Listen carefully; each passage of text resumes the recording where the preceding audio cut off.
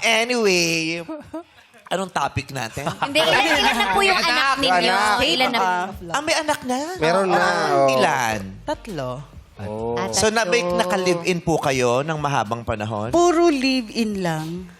Walang Nagtagal. naging asawa. Wala akong pinakasalan. Puro live-in. So, madami po. So, Hindi naman. Yung mga tatay po ng mga anak nyo, iisa lang po siya? Yung una, hindi. Yung pangalawa yung pareho. Bakit po hindi kayo nagpapakasal? May nag-alok naman, pero... Pero abon yung dalawa. Papakasama mo yung bilis. Pero abon yung pinala. May monthly Tapos nagkita lang sila nung katapusan kasi naniningil na. May nag-alok na kasal, pero ba't hindi niyo po kinonsider Pinangtuloy. Kasi kasal? nung time na yun kasi, wala akong feelings dun sa pangalawa kong asawa. Ha? Nagkaanak ka ng dalawa. Oo, pero kasi may tinakasan ako eh. Ano po ba sabihin nun? Yung mother ko, nako yan na, naikwento na, yung mother ko siya mahigpit talaga sa akin. So, nung time na yon nakipagtanan ako dun sa... Tanan. So, para makalaya. Makalaya. Dun sa... Sa mami Sorry, niya. mami. Sa heaven. Paano po kayo na nakakasigurong nandun yung nanay? Nasa heaven na kasi. Ibig sabihin, pag heaven. Paano naging sure? Masaya na siya kung nasan siya doon. Kasi ito yung may kinakausap na laging ganon. Ba't hindi na, yung iba, ganito, hindi naman. Ma, sorry ha.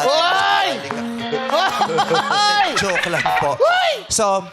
So para makatakas, sumama ka sa isang lalaking di mo mahal. Hindi ko talaga siya mahal. Pero nakadalawa kayong anak. Oo. Paano Kasi yun? inano ko naman yung sarili ko na okay siya na. Pero nung... At saka baka in the process, yung pinipilit mong maturuan yung sarili mong mahal. Oo. So, pinakipasamahan mo siya ng maganda. Samahan. Hanggang sa sinabi niya na magpapakasal na, sabi ko, hindi, wag muna. Wag natin ipilit muna. Kung tayo. Alam niya na hindi mo siya mahal. Hindi.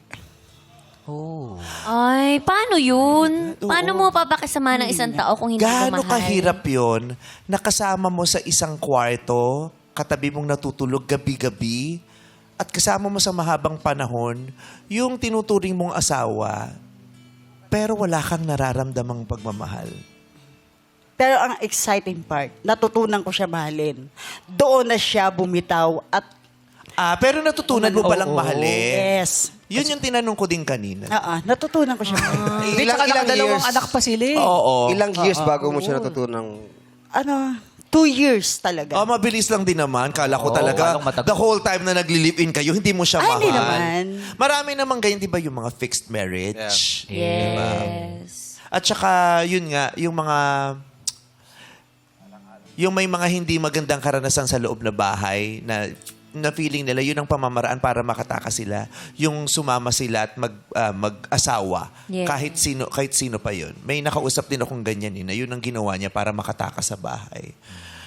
Well, anyway, so yung partner nyo na yun, wala na rin. Ay, pero pangalawa na yan eh. Yung una may anak ka na din eh. di ba? Oo. So yung una, okay lang yung nanay mo doon. Okay lang din naman. Kaya lang, ako na rin yung... Parang sa akin nga yung problema, no? Hindi Kasi naman. kala ko naman, kung ayaw nung nanay niya, pero may una ka na eh. Yes. Oo.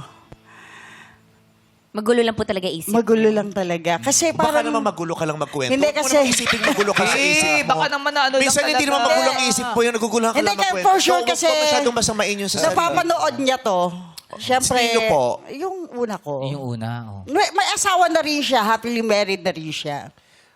Ilang taon po kayo niyan nung nangyari? Nung kaming dalawa nung first live-in partner ko, 18 years old ako noon. Maaga talaga. Bata pa po. Yung pangalawa po. Nung pangalawa, 26 years old na ako noon.